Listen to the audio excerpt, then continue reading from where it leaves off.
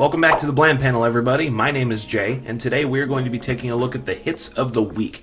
This is a new weekly review show where I'm going to be talking about my top 3 comic books that I read this week, be that from DC, Marvel, and an independent publisher each. Now, the independent publisher can fluctuate, whether it was Image or Dark Horse, Boom Studios, IDW, what have you. Now, without further ado, let's go ahead and dive into our top 3 hits of the week. Kicking things off with DC, we have Absolute Batman issue number 10. This is a comic book written by Scott Snyder with art by Nick Dragotta and colors by Frank Martin. And let me tell you something, I love this series. Every issue thus far has kept me completely enthralled and entertained and totally hooked for completely different reasons every single issue. And the only thing I'm left wanting at the end of the day is just more Absolute Batman.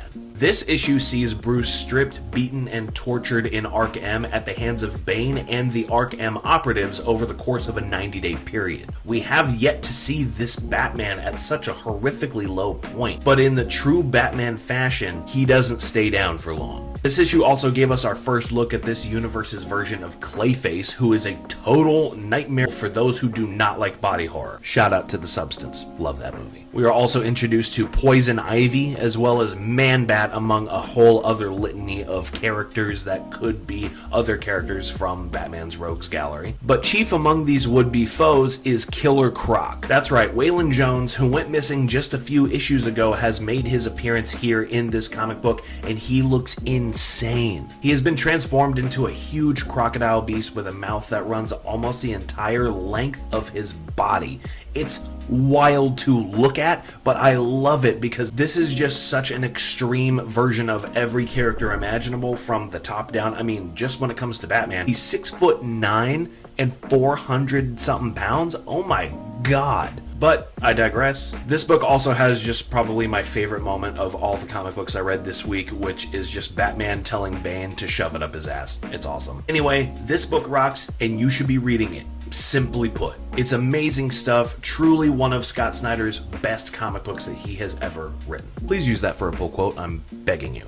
And up next for our Marvel hit of the week, we are going to be talking about Imperial issue number 2. This is written by Jonathan Hickman with art by Federico Vicentini, Iban Coelho, and Federico Blee on colors. Now, this event, maybe, whatever it is very entertaining, and it's very clear that it's just Jonathan Hickman and company really taking action figures and just kind of mashing them together and just being like, okay, now you're gonna fight this person, you're gonna fight this person, and now all of you are going to fight, and then whichever one ends up coming out victorious is just the action figure who is not beaten with paint chipped and an arm on the floor. That's kind of how I feel about it, but let's dive into what the story is actually doing here. Various leaders from across the universe have been falling left and right, and the apparent antagonists are the Wakandans. Now, in case you didn't know, the Wakandans have an established intergalactic empire of Wakanda, and they're mixed up in the heat of this weird battle. That being said, the Wakandans are innocent, but that doesn't stop the other players in this grand game that is clearly being orchestrated by these very shadowy figures out somewhere else from just trying to annihilate the hell out of each other. It's very like Star Wars-esque in the way that this issue handles its space battles. It's very fun,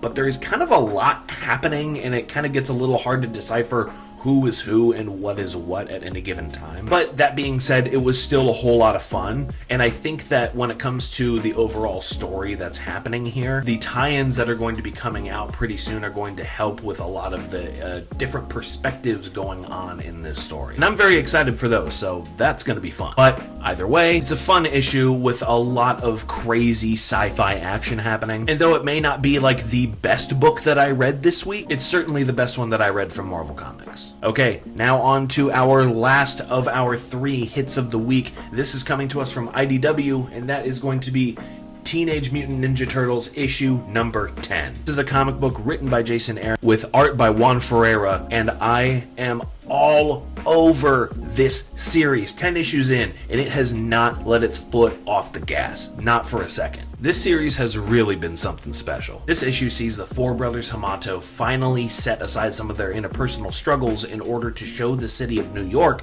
who they really are. D.A. Hale also takes them to court after they were previously framed for murder in past issues, and that goes, well, about as well as you would expect. This issue takes some very interesting turns towards the end of the issue that I won't give away in case you want to read it for yourself, and I just love where it's going. Every page of every issue just makes you want more and more turtle action, and I'm so in for it. This book rocks. It's got a lot of heart, it's got the action, but it's got a lot of very personal intrigue going on as well, and I just really like this status quo for the turtles. The turtles are on the run, they're having to prove themselves to the city, and even though the turtles don't have to prove themselves to the reader, you still get to understand why they feel they have to prove themselves to the city that they've called home for as long as they've existed. I love this series, and I think you should be reading this if you have any sort of affinity for the Ninja Turtles whatsoever. If you're a fan of the cartoons, if you're a fan of the movies, if you're a fan of the comic books, or even if you just have a bunch of action figures of those laying around, you need to be reading this book. Either way, that's going to do it for our hits of the week this week. Let me know down in the comments what you have been picking up this week. I would love to get to know what your tastes are, what you liked, what maybe you didn't, and what maybe you saw on this list that you would like more of. This coming week is going to be very interesting, as we are going to be seeing the likes of Absolute Wonder Woman come out. We're going to have more Superman, we're going to have more Moon Knight Fist of Khonshu, and we're going to have Exquisite Corpses, so it's going to be a pretty stacked week. But the one I'm really most excited for, and is probably going to be on next week's Hits of the Week episode, is going to be the return, the triumphant return of Ice Cream Man, and that is a comic book. It's a anthology. It's kind of a horror anthology, but it's not always horror centric, but really, it's just an anthology story that I think is so fun, and it has been on quite a hiatus for a number of months now. I'm very excited for it to come back, and it's just a very special book to me. That's all I can say. Either way, thank you for watching. I appreciate you sticking around to the end of the video. Be sure to like the video, comment if you feel like it, subscribe, and hit the bell icon so you don't have to miss out on any future videos we have coming up, and I will see you next time.